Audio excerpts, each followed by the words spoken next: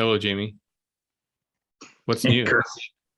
Well, I have learned for the listeners that Kurt has like a couple different ways that he gets queued up and keyed up for like each episode. And the one that I hadn't seen in a long time, but I particularly enjoy is when he kind of goes metal on me and starts to, yeah.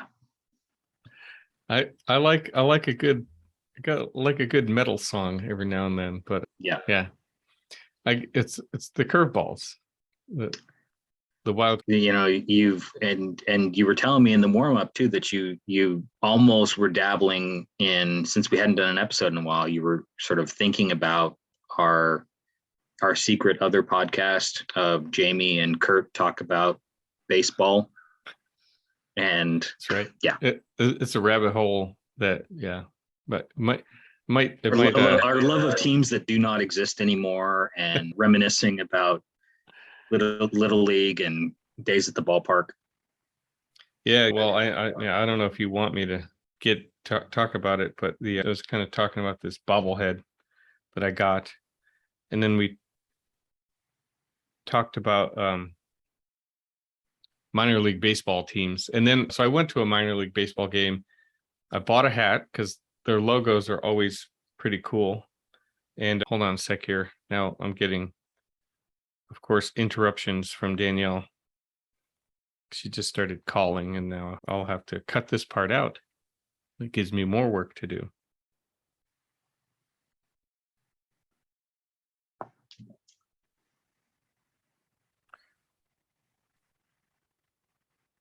And so let's see if that You want to just start over? keeps it at bay.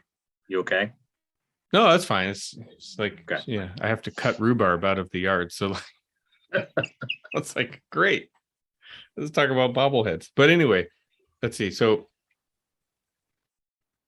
I'll just start up again and say, so I was at the Lansing Lugnuts baseball game, and we were talking about lower division team names.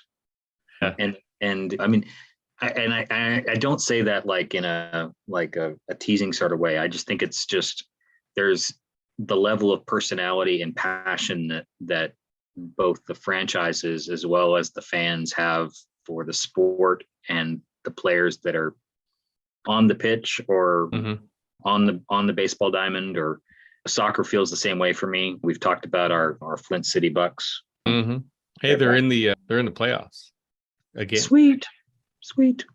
Speaking of which, but yeah, the Lugnuts, which is really cool, and cool name, cool logo. So I bought the hat. I should have brought the hat out, and actually they're in Michigan. I think there's like the Traverse City Beach Bums or something like that. So my point was, our secret podcast should probably be something like, let's start collecting all the minor league baseball hats. There's a lot.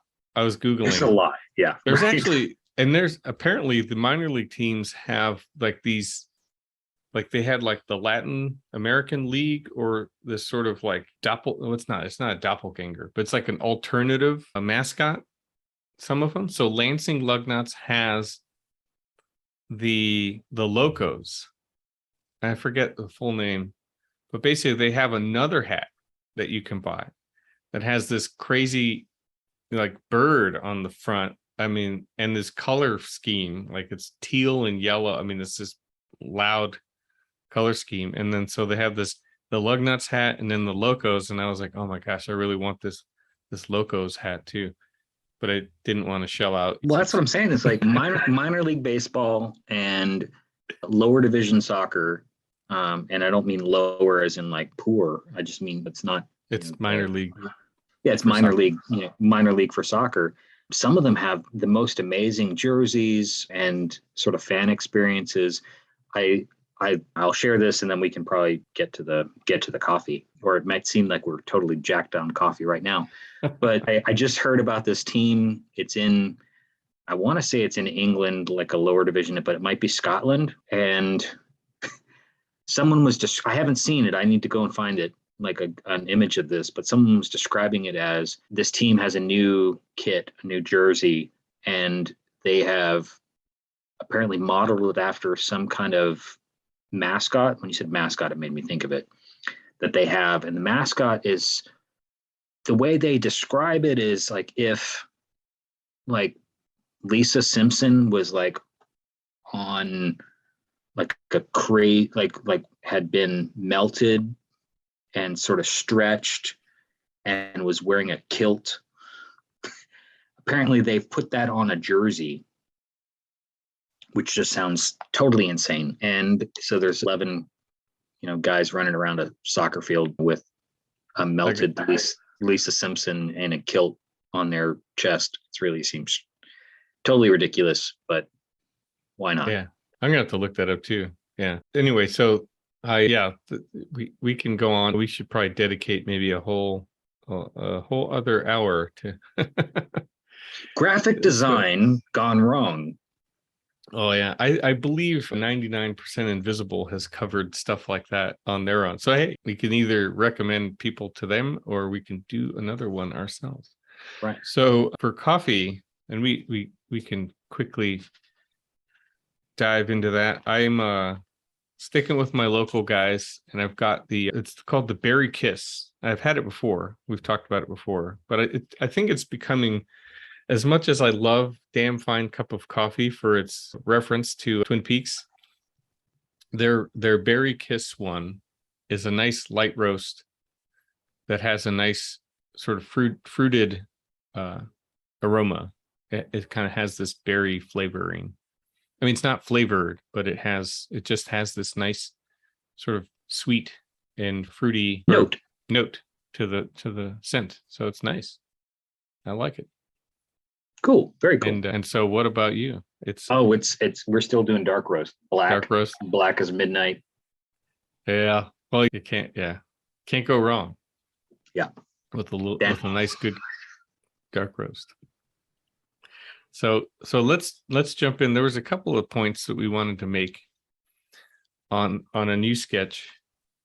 Do you want to share? You wanted to share something first, but you want to talk about the sketch and then go to the. Yeah. Well, I think you had a immediate love for this sketch and kind of prompted sort of an interesting conversation. And I this is one of those ones that just sort of I almost refer to it as a warm-up sketch, because it's one where, similar to ones I've described in the past, where I'm not necessarily looking at an object or a place or a space. This is just trying to empty your thoughts and kind of let yourself kind of almost have an automatic drawing in a sense, and then sort of see where it leads. But then as that drawing starts to come out on the page, you just sort of, I'm left-handed, so I see my right hand and I start to draw my right hand and kind of weave that into this sort of grappling at space and thoughts. And I think that maybe was something that you saw and reacted to in a different way, but I appreciated your reaction and I'll take it. So. Yeah, sure. It's funny. Well, I think this landed online about the same day or same time that when I went to our local planetarium, which when we were there, they did brag and say that it is the largest planetarium in the state of Michigan.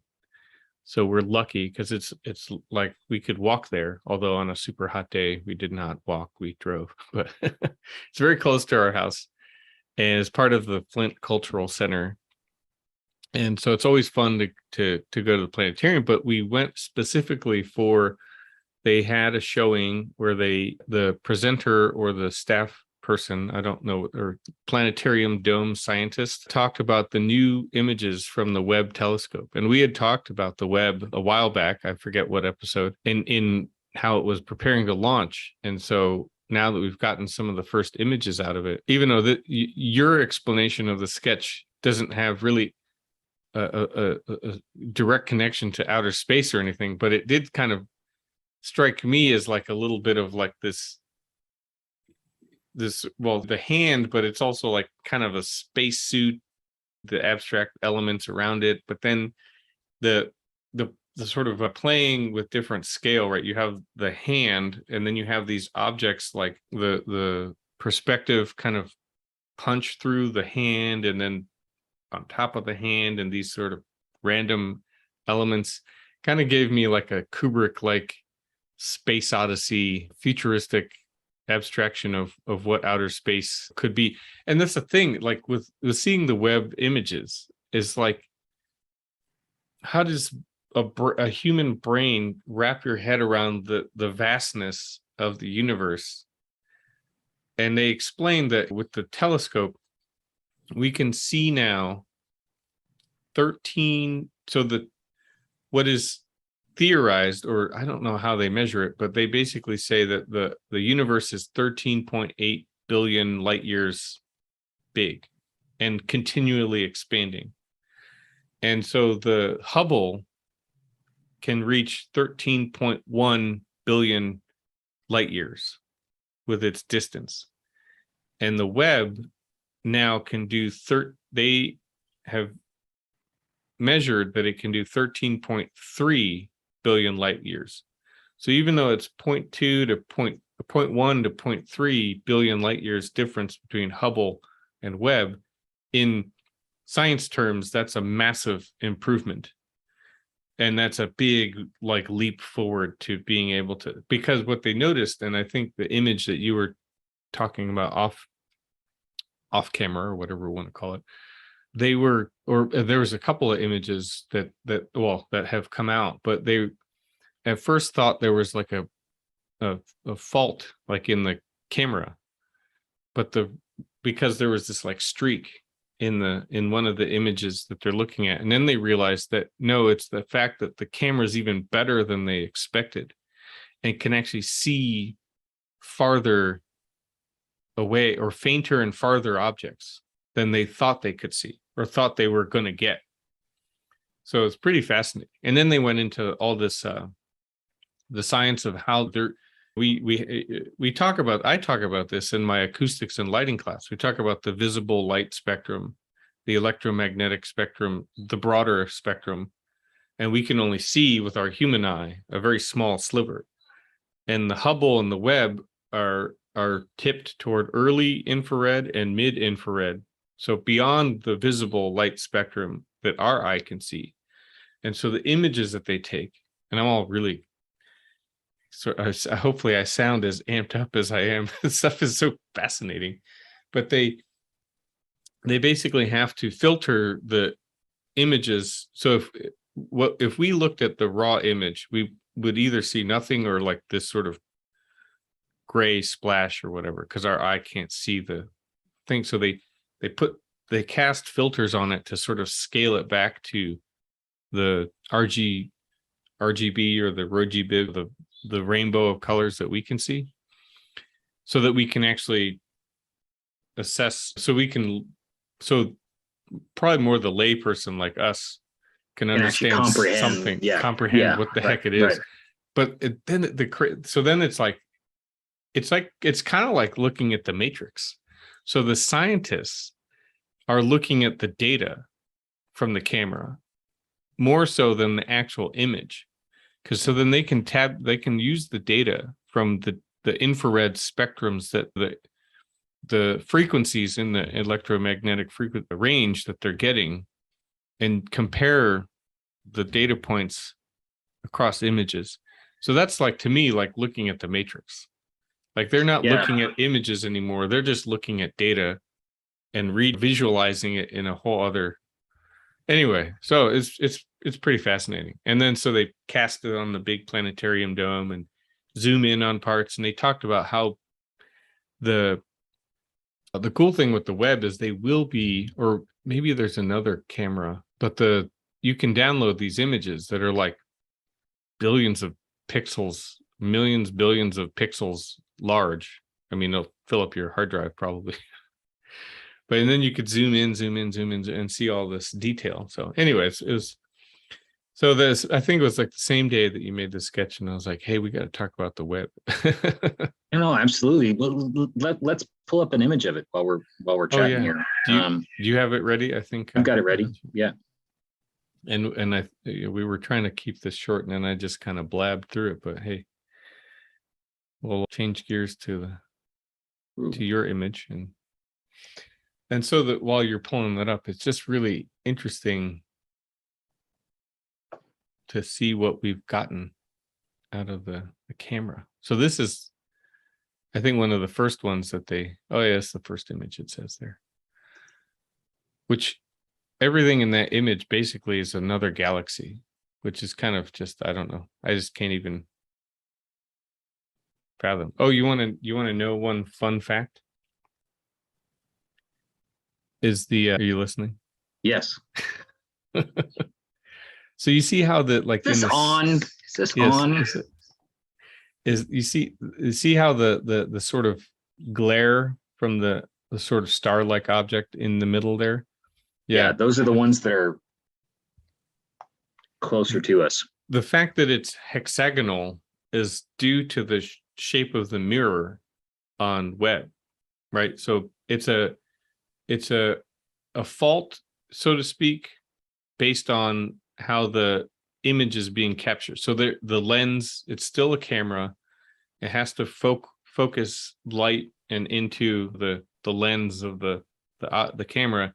And our reflector on the Webb happens to be a hexagonal sort of honeycomb construction, which then will make that sort of defect.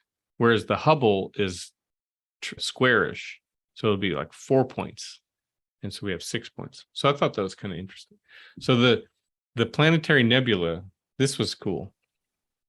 And they realized that, I don't know if you have a different version of this image, but there's actually like 2 galaxies or 2 stars, I believe, in the center or 2 galaxies. I'm going to forget.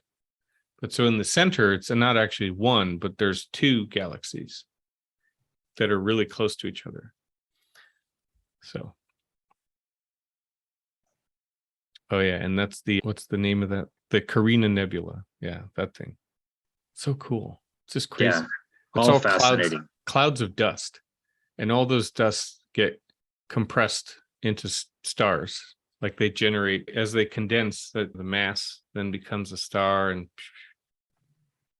yeah. No, I mean, it's one that it's a topic you and I've talked about quite a bit. I mean, and we've had a couple different episodes that have sort of leaned into that, and I was excited when the images dropped. I have the app on my phone that sort of tracked Webb's progress as it went out to its stationary orbit, which just like the physics of that is just, it's like I think they said it's 100 million miles away. It's just crazy. And it controls something 100 million. It's like whatever. Yeah.